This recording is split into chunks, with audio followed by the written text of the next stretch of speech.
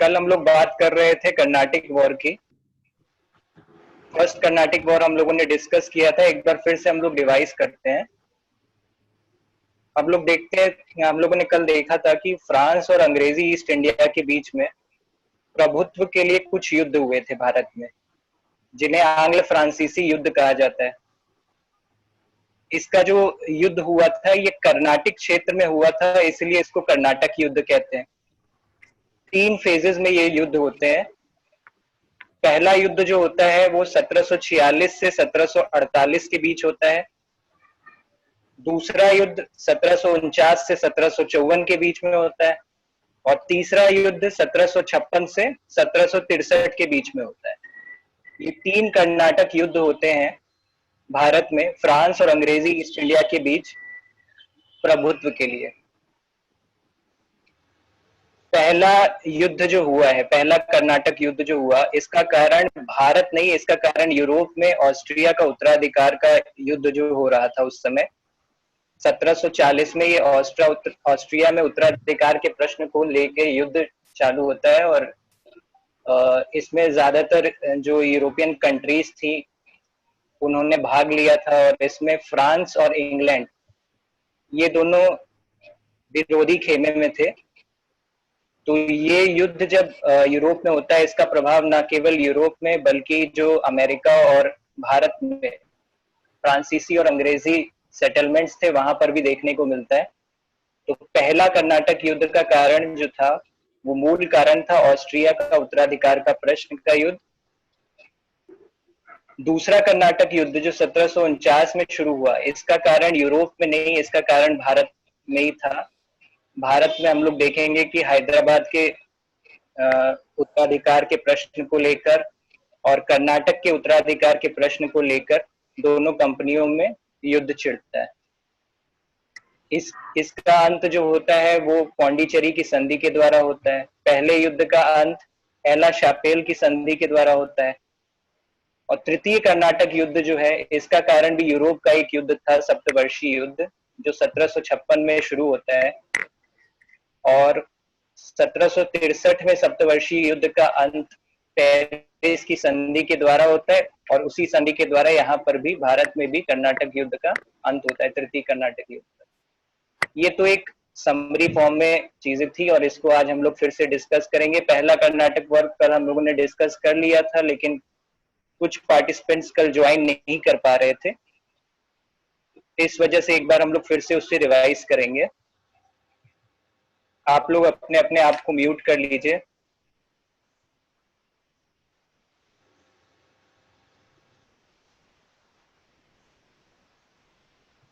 आप लोगों ने पिछले साल मेडिवल हिस्ट्री में पढ़ा होगा कि 1707 में औरंगजेब की मृत्यु हो जाती है और औरंगजेब की मृत्यु के बाद हम देखते हैं कि उसके जो उत्तराधिकारी थे वो उतने शक्तिशाली नहीं थे जो एक मुगल साम्राज्य पर, एक विस्तृत मुगल साम्राज्य पर अपना नियंत्रण स्थापित कर पाते। तो इस अनुशासन की कमी के कारण हम देखते हैं कि बहुत सारी जो क्षेत्रीय शक्तियां थी, रीजनल पावर्स थे, वो एक एक करके अपने आप को स्वतंत्र घोषित कर रहे थे।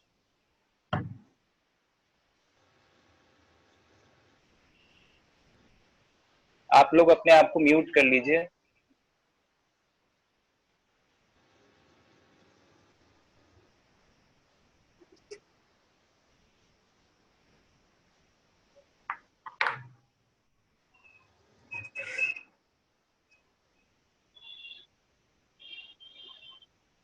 तो औरंगजेब की मृत्यु के बाद धीरे धीरे जैसे बंगाल में देखते हैं और हैदराबाद में देखते हैं, इसी तरह कर्नाटक में, महाराष्ट्र में, पंजाब में, यहाँ पे जो क्षेत्रीय शक्तियां थी, जो रीजनल पावर्स थी, वो धीरे धीरे अपने आप को स्वतंत्र कर रही। स्वतंत्र करने का मतलब ये नहीं था कि वो पूरी तरीके से अपने आप को मुगल साम्राज्य से छिन्न भिन्न कर लिया था उन लोगों ने, लेकिन वो एक स्वतंत्र शासक की तरह बिहेव कर रहे थे और जो केंद्र से जो नियंत्रण होना चाहिए, जो अनुशासन होना चाहिए, उसकी कमी हम लोग इस पीरियड में देखते हैं। तो इसी क्रम में हैदराबाद में निजामुल मुल्क आसफ जाह ने अपने आप को स्वतंत्र कर लिया था। कर्नाटक में इस समय जो गवर्नर था उसका नाम था दोस्त सादतुल्ला खान। सादतुल्ला खान भी अपने आप को स्वतंत्र कर लेता है। ऊपर हम लोग महाराष्ट्र देख रहे हैं, तो महाराष्ट्र में मराठा शक्ति बहुत शक्तिशाली हो गए थे मराठा लोग। तो ये इस टाइम का सिचुएशन था। और इस युद्ध को, आंग्ल फ्रांसीसी युद्ध को, हम लोग कर्नाटक युद्ध कहते हैं। सबसे पहले आप देखिए कि कर्नाटक जो है वो वर्तमान कर्नाटका राज्य जो है उससे उसका कोई मतलब नहीं है। ये कुछ पार्टिसिपेंट्स मैं गौर कर रहा हूँ रोज रोज यहाँ पे, ये देखिए ये स्क्रीन पे कुछ कुछ लिखना शुरू कर देते हैं। नेक्स्ट टाइम अगर आप लोग ऐसा करेंगे तो मैं मैप जो लगाता हूँ स्क्रीन में वो लगाना छोड़ दूंगा। उससे आप लोग को एक्सप्लेन करने में, आप ही लोग को समझने में परेशानी होगी। हाँ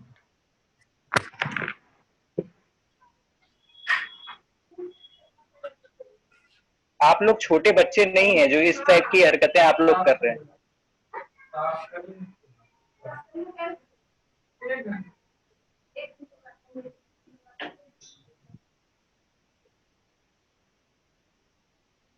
तो जो कर्नाटका का राज्य है वर्तमान, उससे ये कर्नाटक का संबंध नहीं था। ये अभी जो तमिलनाडु का राज्य है उसमें ये कर्नाटक राज्य था। और कोरोमंडल तट, कोरोमंडल तट ही को, जो कोरोमंडल तट हमारा पूर्वी तट है, भारत का जो पूर्वी तट है कोरोमंडल तट, उससे संलग्न जो राज्य था उसको कर्नाटक कहते थे, जिसकी राजधानी आरकोट। तो आपके मैप में जो ये येलो कलर का पोर्शन है जहाँ पे आरकोट लिखा हुआ है, ये उस समय का कर्नाटक राज्य था। ऊपर निजाम का डोमिनियन लिखा हुआ है जिसकी कैपिटल हैदराबाद थी। तो डेक्कन में निजाम जो था उसकी राजधानी यहाँ पे हैदराबाद में थी और उसकी टेरिटरी थी। मैप में ग्रीन कलर से शो किया है।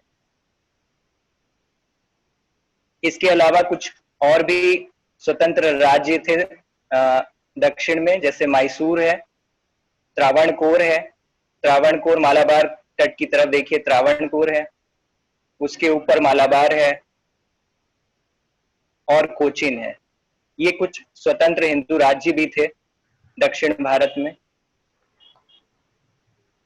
तो इस समय जो कर्नाटक राज्य था, कर्नाटक राज्य की इस समय बाउंड्री जो थी ये गुंडलकम्मा रिवर थी। गुंडलकम्मा रिवर नॉर्थ में इसकी बाउंड्री फॉर्म कर रही है। साउथ में एक मराठा टेरिटरी थी तंजौर, इसके साउथ में एक मराठा टेरिटरी तंजौर थी।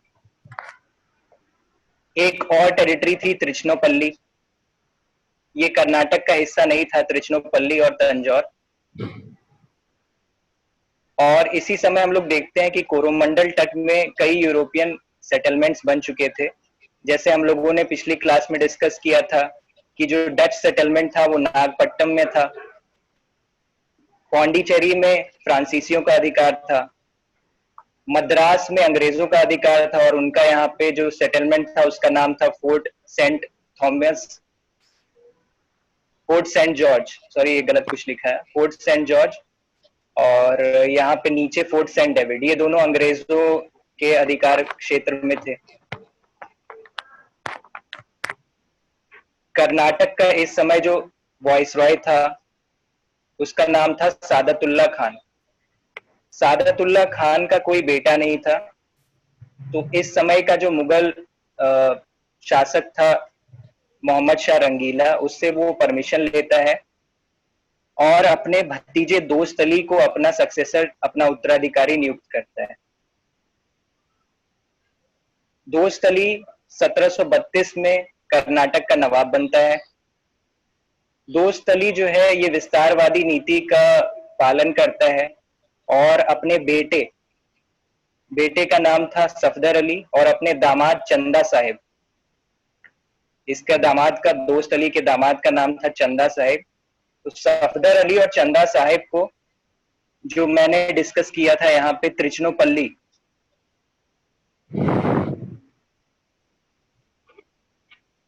त्रिचनोपल्ली पर आक्रमण करने के लिए इन दोनों को भेजता है। इस बात से, जो इसकी विस्तारवादी नीति थी, दोस्त अली की विस्तारवादी नीति से मराठा लोग नाराज हो जाते हैं और मराठा इन पर आक्रमण करते हैं, दोस्त अली पर। 1740 में मराठा दोस्तली पर आक्रमण करते हैं और इस आक्रमण में दोस्तली मारा जाता है और चंदा साहब को बंदी बनाकर मराठा लोग अपने साथ, प्लीज म्यूट कर लीजिए अपने आप को, चंदा साहब को बंदी बनाकर मराठा अपने साथ सतारा ले जाते हैं। यहां तक हमने कल भी डिस्कस किया था।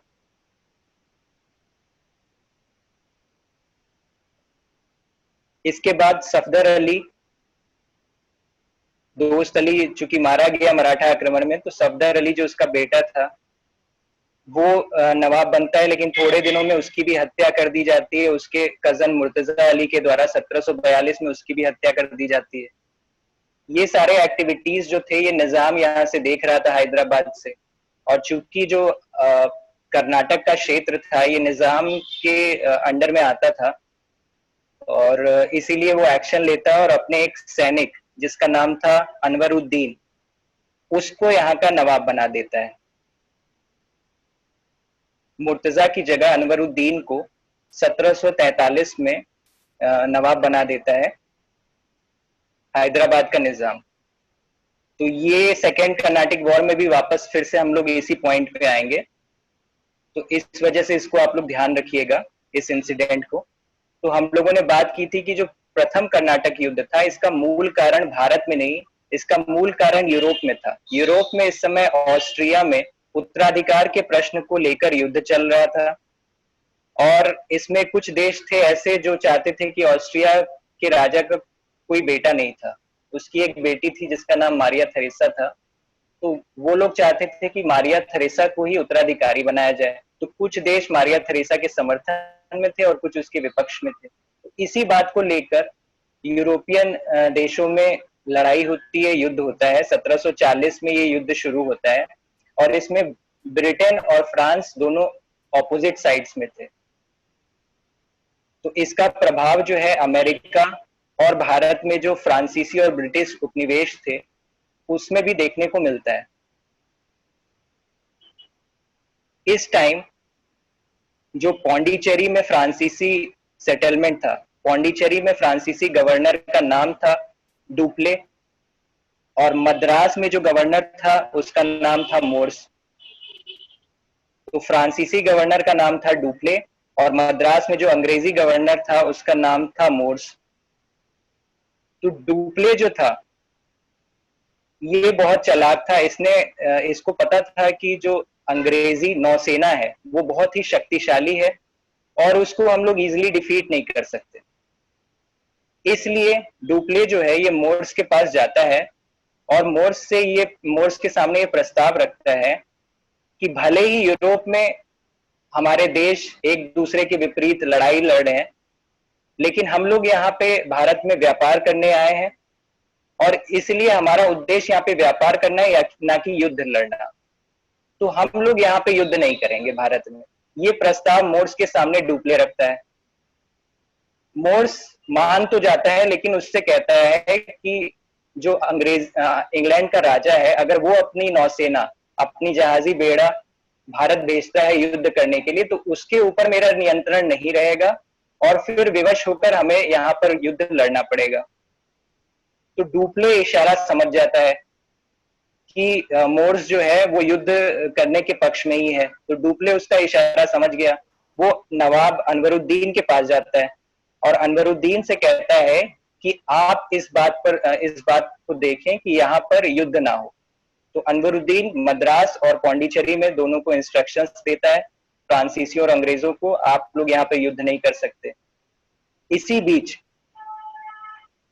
इंग्लैंड से एक जहाजी बेड़ा, एक नौसेना कमांडर बार्नेट की अध्यक्षता में भारत आता है और ये जहाजी बेड़ा आते ही फ्रांस के कुछ जहाजों पर कब्जा कर लेता है।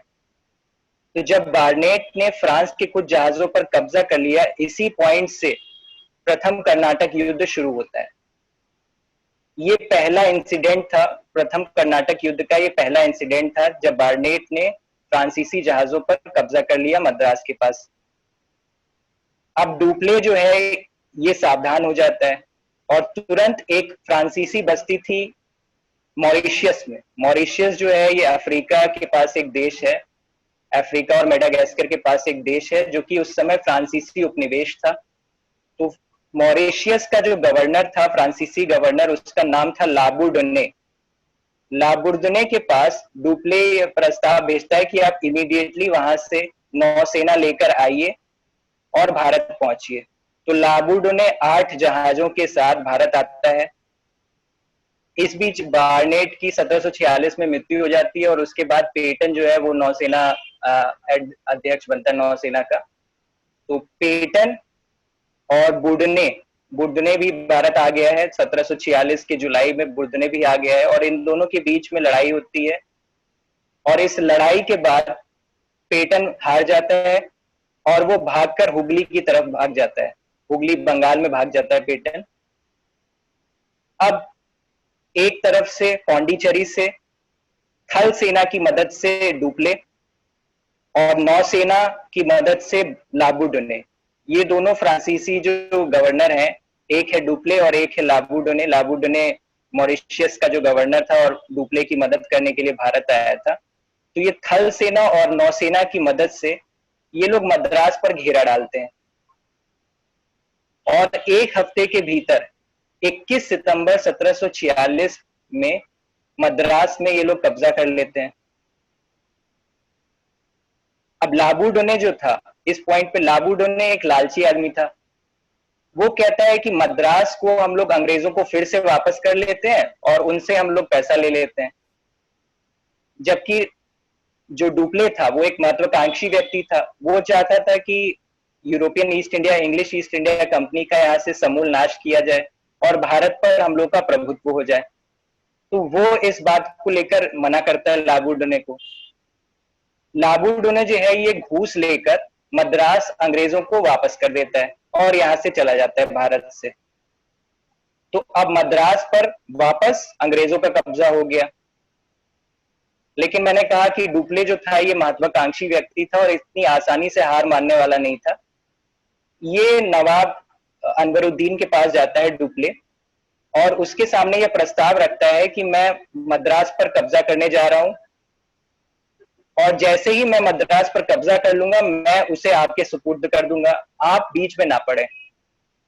तो अनवरुद्दीन भी मान जाता है। तो डुप्ले अपनी थल सेना की मदद से मद्रास पर कर लेता है और अंग्रेज है। अब जब मद्रास पर कब्जा हो गया, कि प्रस्ताव रखा था कि जैसे ही आप मद्रास को जीत लेंगे आप मुझे उसे सुपुर्द कर देंगे। तो उसने मद्रास मांगा अनवरुद्दीन ने, लेकिन डुप्ले चूंकि महत्वाकांक्षी व्यक्ति था तो उसने सोचा कि मैंने मद्रास जीता है तो मैं क्यों वापस करूं, न अनवरुद्दीन को मैं मद्रास क्यों दूं। तो वो चुनौती देता है अनवरुद्दीन की शक्ति को। तो अनवरुद्दीन जो है ये अपने बेटे महफूज खान के नेतृत्व में एक सेना इसके खिलाफ भेजता है, डुप्ले के खिलाफ। अनवरुद्दीन की सेना में 10,000 सैनिक थे और फ्रांसीसी सेना, डुप्ले जो फ्रांसीसी सेना भेजता है उसमें केवल 230 फ्रांसीसी सैनिक थे। कुछ 700 भारतीय सैनिक भी थे जिसे वो लोग भाड़े पे नियुक्त करते थे। तो 230 फ्रांसीसी और 700 भारतीय सैनिक, यानी 930 हुआ। तो 930 की फ्रांसीसी सेना और 10,000 की नवाब अनवरुद्दीन की सेना, इन दोनों के बीच में एक झड़प होती है और ये झड़प होती है अडियार या सेंट थोमे नाम की जगह पर। इस युद्ध को कहा जाता है अडियार का युद्ध या सेंट थोमे का युद्ध। यह 24 अक्टूबर 1746 में लड़ा गया। प्रथम कर्नाटक युद्ध का सबसे इंपॉर्टेंट इवेंट था अडियार का युद्ध या सेंट थोमे का युद्ध, जो 24 अक्टूबर 1746 को नवाब अनवरुद्दीन की सेना, जिसका नेतृत्व उसका बेटा महफूज खान कर रहा था, और फ्रांसीसी सेना जिसका नेतृत्व कैप्टन पैराडाइज कर रहा था, इन दोनों के बीच में अडियार के पास एक युद्ध होता है। और इस युद्ध में कैप्टन पैराडाइज नवाब की सेना को इजीली डिफीट कर देता है।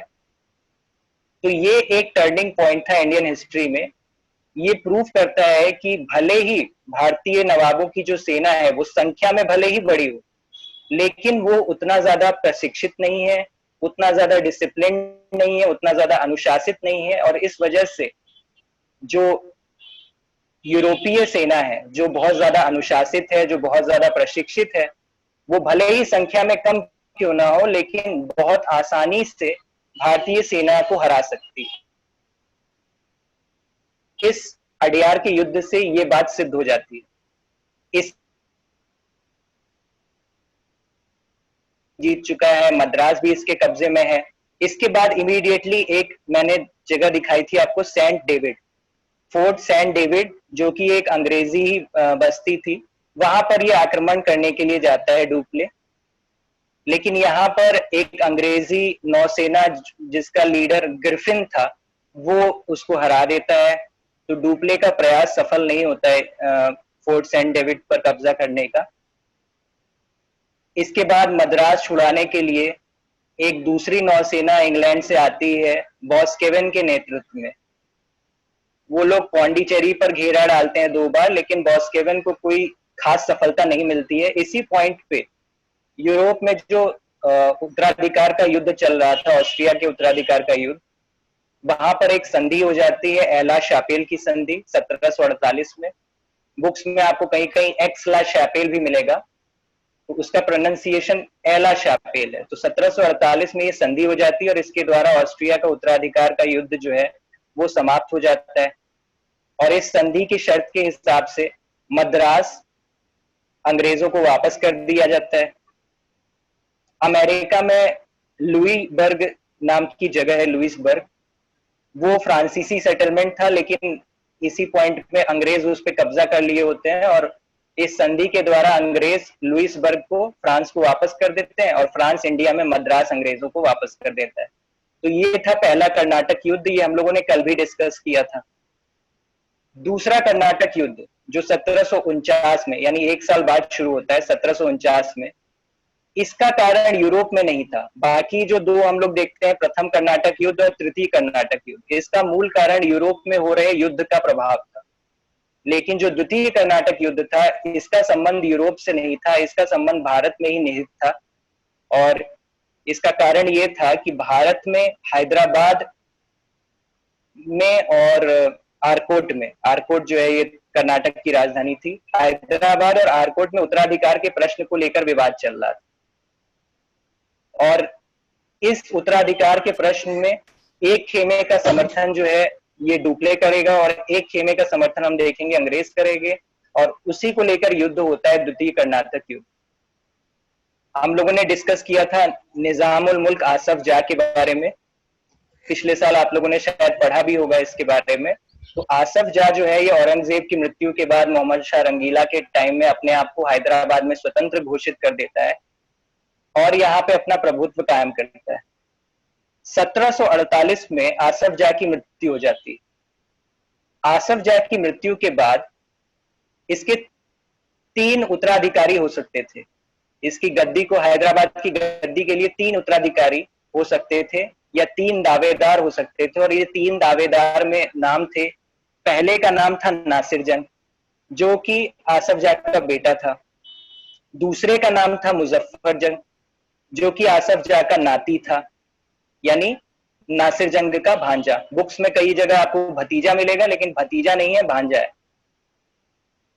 और तीसरा जो था, तीसरा इस उत्तराधिकार के प्रश्न को लेकर उसका नाम नहीं आता है,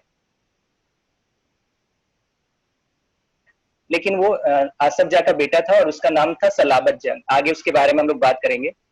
तो नासिर जंग, आसफ जाह की मृत्यु के बाद नासिर जंग जो उसका बेटा था वो हैदराबाद का निजाम बनता है।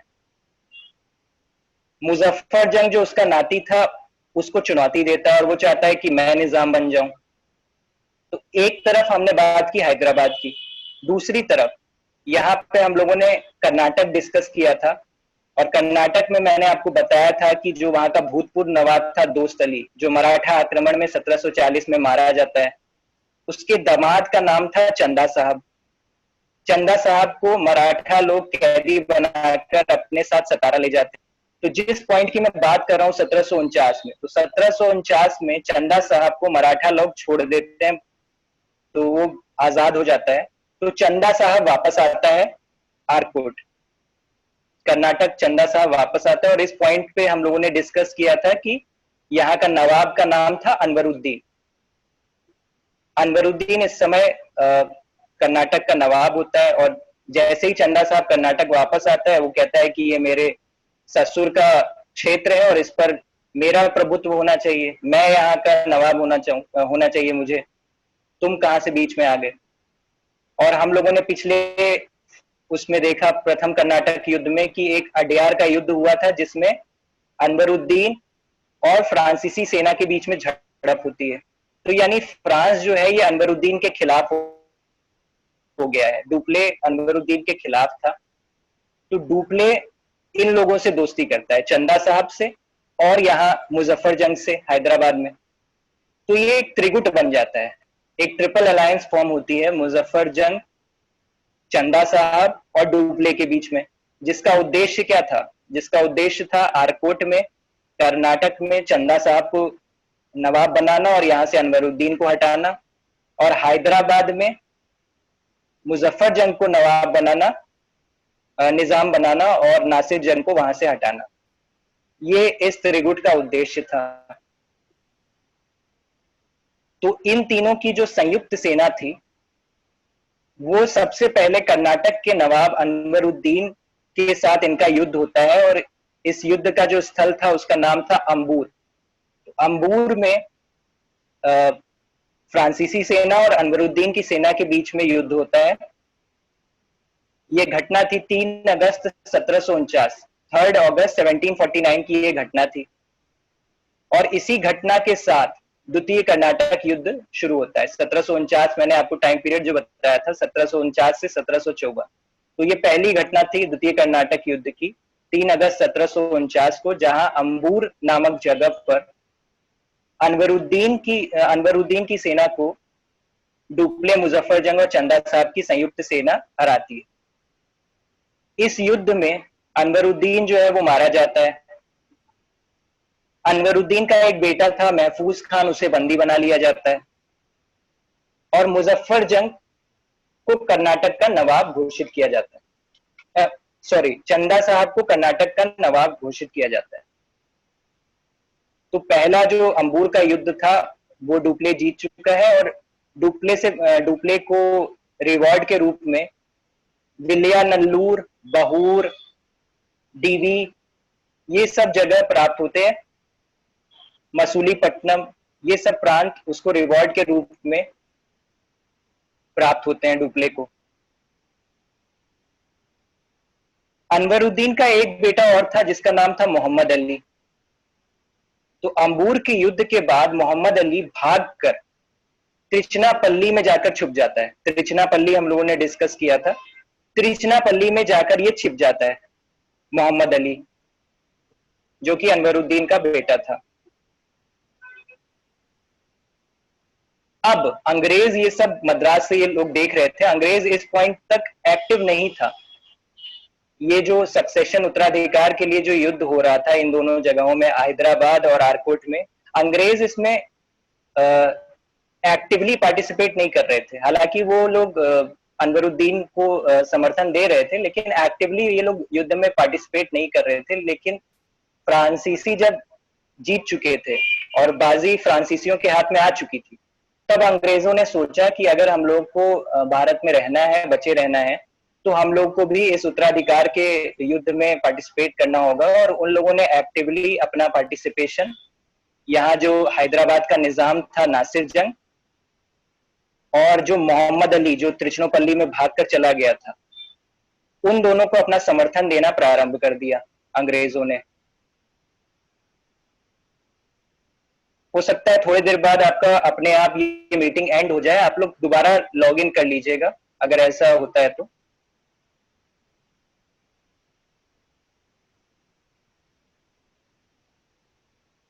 तो हम लोग डिस्कस कर रहे थे कि त्रिचनोपल्ली में मोहम्मद अली चला गया है, और इंग्लिश अब एक सेना जो है, अंग्रेजी सेना, ये त्रिचनोपल्ली चली जाती है। मोहम्मद अली की रक्षा के लिए। दूसरी तरफ हम लोग बात कर रहे थे नासिर जंग की और मुजफ्फर जंग की। अब डुप्ले एक सेना जो है बुस्सी के नेतृत्व में, बुस्सी एक फ्रांसीसी था, उसके नेतृत्व में ये लोग हैदराबाद भेजते हैं, डुप्ले हैदराबाद भेजता है। और इस युद्ध में जो है, इस टाइम पीरियड में जो यहाँ का नवाब निजाम था नासिर जंग, वो मारा जाता है।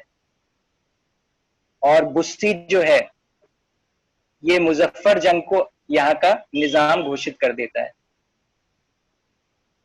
ये 1750 की घटना थी। 1750 में नासिर जंग मारा जाता है और मुजफ्फर जंग जो है ये हैदराबाद का निजाम बन जाता है। इसके बदले में जो डुप्ले था उसको बहुत सारे प्रांत मिले, किस्तना से लेकर केप कैमोरिन तक का प्रांत उसे मिला, उसको नवाब बना दिया गया। पैसा तो अलग मिला होगा, और चंदा साहब भी आरकोट का नवाब बन ही चुका था। यानी हम देखते हैं कि जो डुप्ले के जो दोनों मित्र थे वो लोग अब शक्तिशाली हो चुके थे। एक तरफ उसी का मित्र मुजफ्फर जंग यहाँ का हैदराबाद का निजाम बन चुका है, और दूसरी तरफ आरकोट का नवाब चंदा साहब बन चुका था। तो इस पॉइंट पे डुप्ले शक्तिशाली नजर आ रहा है। लेकिन इसी टाइम पीरियड में एक अंग्रेजी क्लर्क था जिसका नाम था क्लाइव, रॉबर्ट क्लाइव। ये एक अंग्रेजी क्लर्क था। ये मद्रास के गवर्नर, जिसका नाम मद्रास के गवर्नर उस टाइम सॉन्डर्स था, सॉन्डर्स के पास क्लाइव जो है ये एक प्रस्ताव, एक प्लान लेके जाता है। और इस प्लान में ये कहता है क्लाइव, हम लोगों ने त्रिचनोपल्ली देखा, त्रिचनोपल्ली में मोहम्मद अली भागकर चला गया था और अंग्रेजी सेना, एक सेना त्रिचनोपल्ली में मोहम्मद अली की रक्षा के लिए यहाँ पे थी। डुप्ले एक फ्रांसीसी सेना, जब हैदराबाद और आरकोट में वो विजयी हो चुका था, तो डुप्ले एक फ्रांसीसी सेना त्रिचनोपल्ली पर भेजता है। त्रिचनोपल्ली पर घेरा डालने के लिए डुप्ले एक सेना भेजता है। तो यहाँ पर त्रिचनोपल्ली में इस टाइम पीरियड में घेराबंदी थी फ्रांसीसी सेना की। एक तरफ फ्रांसीसी सेना थी और एक तरफ अंग्रेजी सेना मोहम्मद अली को सपोर्ट कर रही थी। तो ये त्रिचनोपल्ली का घेरा जब पड़ा हुआ था, उस टाइम पीरियड में रॉबर्ट क्लाइव एक प्रस्ताव लेकर, एक सुझाव लेकर जाता है सॉन्डर्स के पास, जो कि मद्रास का गवर्नर था, और उससे कहता है कि अभी जो फ्रांसीसियों का ध्यान है वो त्रिचनोपल्ली पर है, वो लोग वहां पर घेरा डाले हुए हैं। जो यहाँ का नवाब है चंदा साहब, वो भी यहाँ पर त्रिचनोपल्ली पर घेरा डालने के लिए गया है।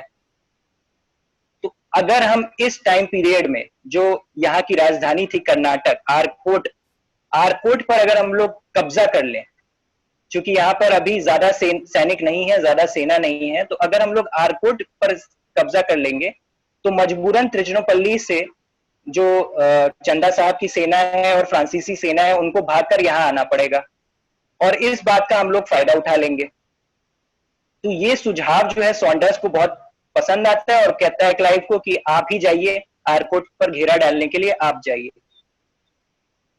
तो क्लाइव जो है ये मात्र 200 अंग्रेज सैनिक और 300 भारतीय सैनिक के साथ आरकोट पर घेरा डालने के लिए जाता है 1751 में, 31 अगस्त 1751 में। और ये जो आरकोट का घेरा था ये 53 दिनों तक चला। कहते हैं कि क्लाइव 53 दिनों तक भूखे प्यासे आरकोट पर घेरा डालकर बैठा रहा। और जब ये घेरा इतने दिनों तक चला तो मजबूरन जो चंदा साहब की सेना जो त्रिचनोपल्ली में घेरा डाले हुई थी और फ्रांसीसी सेना जो त्रिचनोपल्ली पर घेरा डाली हुई थी, मजबूरन उन लोगों को अपनी सेना यहां से हटाकर आरकोट भेजनी पड़ती है ताकि वो लोग अंग्रेजी सेना का मुकाबला कर सकें। इस टाइम पीरियड में मैसूर, तंजौर, ये सब हम लोगों ने डिस्कस किया था। तो मैसूर, तंजौर और ये जो लोकल किंगडम्स थे यहाँ पे, ये लोग भी अंग्रेजों को अपना समर्थन देना शुरू करते हैं। तो जब यहाँ से त्रिचनोपल्ली से फ्रांसीसी सेना का घेरा यहाँ से हटता है तो त्रिचनोपल्ली पर अंग्रेजों का कब्जा हो जाता है। आरकोट में क्लाइव जो घेरा डाला हुआ था वो जीत जाता है। 53 दिनों तक भूखे प्यासे रहकर फ्रांसीसी सेना का वो डटकर सामना करता है और चंदा साहब हार जाता है और भागकर वो श्रीरंगम चला जाता है, जहां से उसको अंग्रेजी सैनिक वहां से उसको पकड़ कर लाते हैं चंदा साहब को। तो चंदा साहब को मार दिया जाता है। तो 1752 में हम देखते हैं कि जो चंदा साहब है वो मारा गया और आरकोट पर इस टाइम जो है अंग्रेजी सेना का कब्जा हो चुका है। डुप्ले जो है चूंकि एक महत्वाकांक्षी व्यक्ति था, इतनी आसानी से हार नहीं मानना चाह रहा था। वो त्रिचनोपल्ली पर घेरा डालने के लिए दोबारा फ्रांसीसी सेना 1753 में भेजता है, लेकिन इससे पहले कि डुप्ले सफल हो पाता, फ्रांस में डुप्ले के खिलाफ, आप लोग दोबारा शायद आप लोगों को लॉग इन करना पड़े अगर ये एंड हो जाता है तो इस समय फ्रांस में डुप्ले के खिलाफ एक ये भावना बन रही थी कि डुप्ले फ्रांसीसी जो शक्ति है उसको यहाँ पे धक्का पहुंचा रहा है, क्योंकि यहाँ पर फ्रांसीसी जो ईस्ट इंडिया कंपनी आई थी उसका उद्देश्य यहाँ पर लड़ाई झगड़ा करना नहीं था, उसका उद्देश्य यहाँ पर ट्रेड करना था। और यहाँ पर फ्रांसीसी ईस्ट इंडिया कंपनी ट्रेड में उतना प्रॉफिट ना कमाकर यहाँ पर ये लोग टेरिटरीज कब्जा करने पे ज्यादा फोकस कर रहे थे। तो फ्रांस से डुप्ले को वापस बुला लिया जाता है और उसके बदले में 1 अगस्त 1754 में गौड़ियू पौंडीचेरी का गवर्नर बनकर भारत आता है। गौड़ियू भारत आते ही सबसे पहला काम जो करता है वो युद्ध विराम करता है और मद्रास में संपर्क करता है अंग्रेजी ईस्ट इंडिया कंपनी के गवर्नर से और यहाँ पर एक संधि हो जाती है और इस संधि का नाम था पौंडीचेरी की संधि। इस संधि के द्वारा अंग्रेजों और फ्रांसीसियों में ये बात हो जाती है, ये शर्त रखी जाती है कि भविष्य में कभी भी अगर भारतीय शासकों के बीच कोई झड़प होगी तो उसमें ये लोग इन्वॉल्व नहीं होंगे। तो इसका जो शर्त था उसमें यही था कि फ्यूचर में कभी भी नेटिव प्रिंसेस के बीच में अगर कोई लड़ाई होती है, अगर कोई झगड़ा होता है तो इसमें ये लोग इंटरफेयर नहीं करेंगे। और दूसरा, ये दोनों अपनी अपनी टेरिटरीज जो इनकी इनकी पोजेशन है इंडिया में उसका रिस्पेक्ट करेंगे और एक दूसरे की टेरिटरीज पर कब्जा नहीं करेंगे भविष्य में। तो इसी पौंडीचेरी की संधि के द्वारा द्वितीय कर्नाटक युद्ध समाप्त होता है। नेक्स्ट आता है तृतीय कर्नाटक युद्ध जो हम लोग नेक्स्ट क्लास में डिस्कस करेंगे।